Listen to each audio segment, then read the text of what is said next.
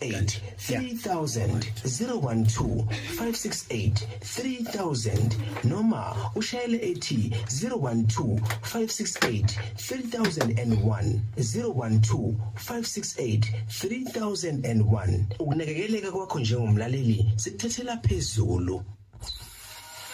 You are now tuned into Mkhondo Lunch Experience. Emini Mkhondo Lunch Experience.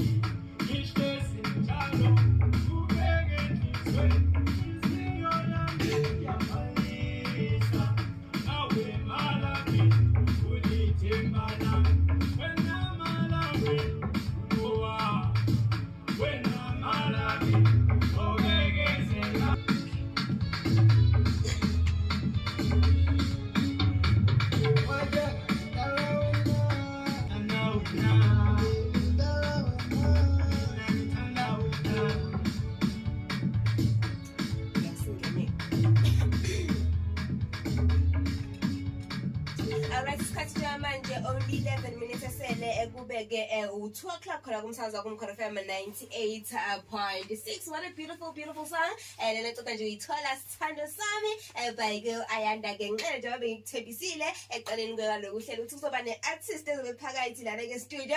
Vele nje usufikile lapha ke ubhuti Ayanda ke ngcela. Asanje bese simbingelela nje futhi simamukele kumkhona FM. Sawubona futhi njani? Yaphila ninjani lo? Hayi siyaphila ke Ayanda sithemba konke kusahamba kahle sofama.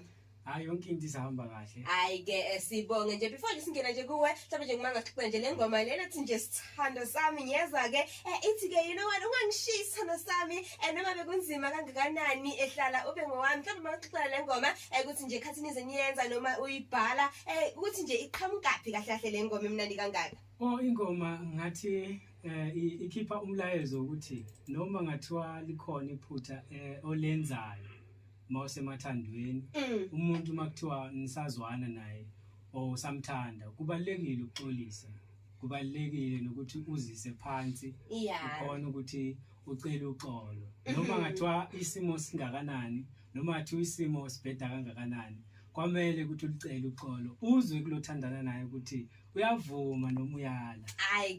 That is so beautiful. Ungasi siwenze iphutha ngapho kodwa futhi wena une ego une pride. Yabona nje i message nje emnandi ke kakhulu ke lena ke eyengoma ke yakho ke Ayanda. Mhlawumbe bese sesingena nje vele ke kuwe ke ukuthi nje sixoxele ukuthi ke ubani uAyanda wakanxele uqhamukapi and all that. Ngibongele ithuba umsakazo umkhondo FM. Ngizocela nje ukusho ukuthi mina nguAyanda Nxele, umuntu osuka eDriefontein, umfana bekacula iScathamiya okhulele eDriefontein. Bengidlala ibhola abafowethu abaningi bebangazi ngelikaMessi Mavuso because bengidlalela enye team eDriefontein obathi iBarcelona. So umculo lo weScathamiya ke ngasuka nawo vele khona eDriefontein. Ngase ngiyofika naseGoli ke ngiyozama inhlanhla khona ilapho la ngibese ngaqala khona ukuba isolo artist ngoba sengikhonile ukurelease ingoma efana nazo lezi. Ke mina kodwa ngimbona umuntu eyisicathamile la eceleni kahle. Ngibona nje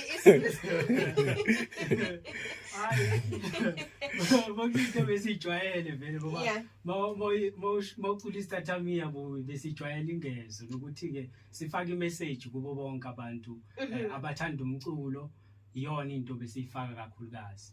Besides nje iScathamiya nje ikuphi nje omunye nje umculo ke owenzayo noma manje ke ama-genre owenzayo emculweni? Bengihamba negospel because nginayo enye ingoma egospel ethi wena mdali khona nenye ethi Jesu. So igospel engihamba nayo. Many like siyabona nje ukuthi ke a man of many ke talent. Mhlawumbe nje masixela ukuthi waqala nje nini ekakhulukazi nje ukuthanda nje umculo uthi you know what, let me actually do this njengoba usho ukuthi ke wabese ke waba ke solo artist, like kwaba nje kanjani noma waqala nini? Umculo ngawuqala primary school engingene kuyona esakhe isizwe sasicula ngamakhwaya. Into engayisho bangijwayele mawukuthi nje bekhona abalalele bayamazi uAyanda Mavuso bengicula ithena ke sakhe isizwe kulamakhwaya se-primary school. Ngaqala lapho ukucula lo mculo and then ngaya secondary yakhona yasecedela kanti nasemadlelo futhi khona ePietretif ngumculile nakhona futhi bengicula ke khona umculo weScathamiya bangijwayele abafunde emagogogweni bangazi. Ngiyeza ke impela yamagogoga saseqoda wasekho phela manje. Angangishaya. Shooting iminyaka ihambile ke mawufunde lapho fanele siqhubeke nalo ke uhlelo. Mhlawumbe nje mawasicela nje ngealbum ke yakho ngiyabona la ukuthi kukhona nje album ke owayikhipha ethi Mama Wami ngo-2021. Mawasicela nje ngale nje album le. Album ngayikhipha gijime kakhulu na ku YouTube abafowethu impela ngitholile support ngoba ngikhuluma namanje lengoma ethi Sithandwa Sami ihleli ku 16K okushuthi abafowethu bayayithanda into engiyenzayo. Bayayilandelela into engiyenzayo. Into engayisho ngisho nokuthi ngiyabonga abafowethu isupport noma ke ungeke ukhiphe imali ubapha abafowethu ngawani kodwa ke lolo thando engilibonayo banginika lona ngiyakujabulela lo. Ke sibonge nje kakhulu. Mhlawumbe yini nje into yakwenza ukuthi ke ungenele ke wona kumculo?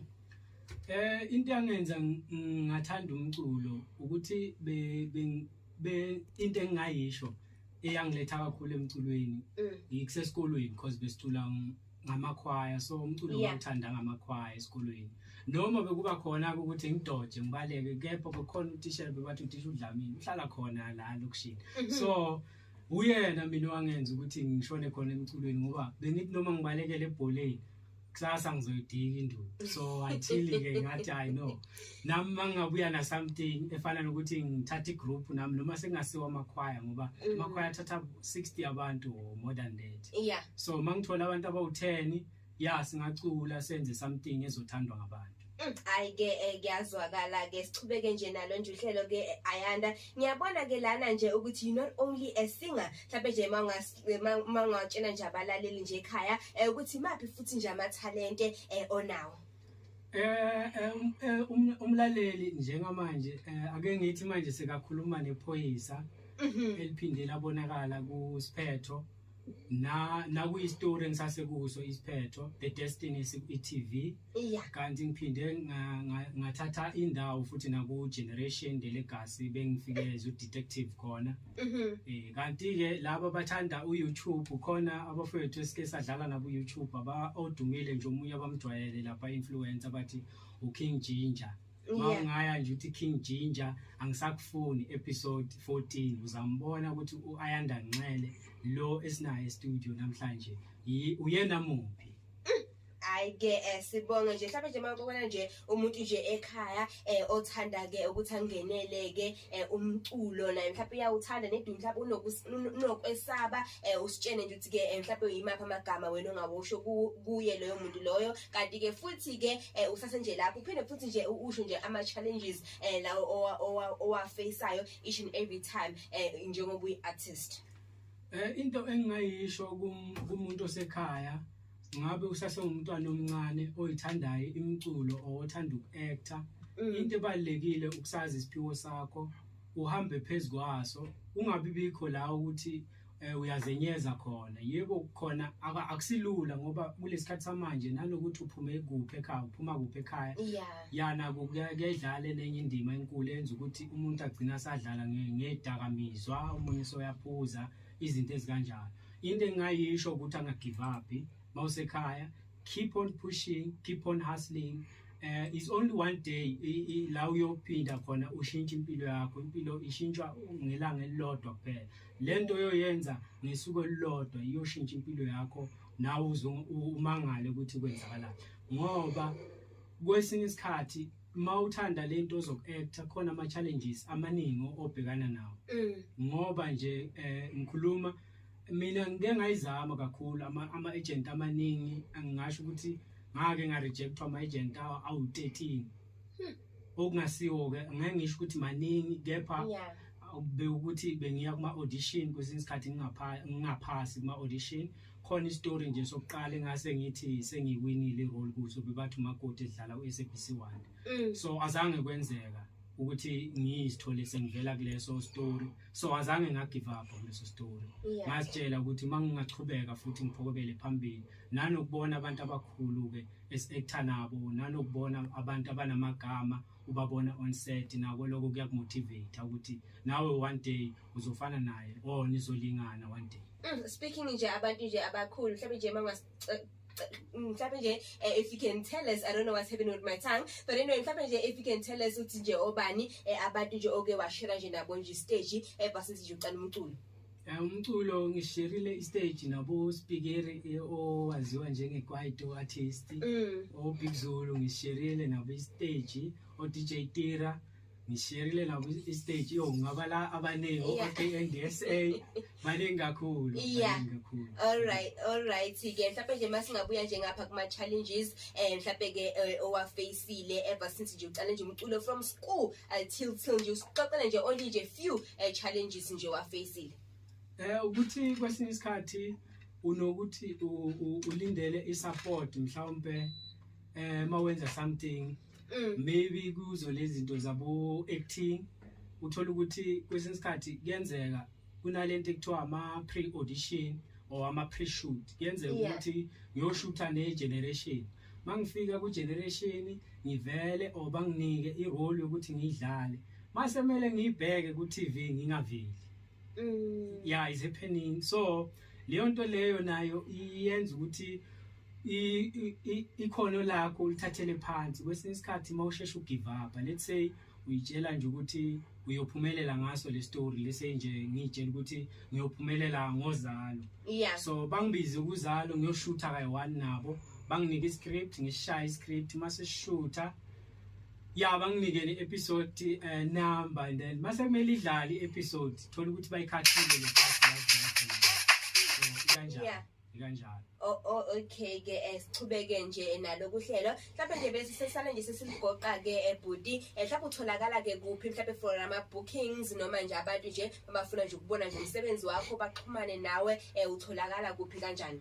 uAyanda Nxele uyatholakala ku Facebook it's real Ayanda Nxele and then ku Twitter uAyanda Nxele RSA and ku Instagram uNxele 53 na ku TikTok ngikhona bafowethu uma uthe real Ayanda Nxele ngizovela nje lapho phezulu uzombona umuntu ogcokisa okwa detective uyimina ke lona.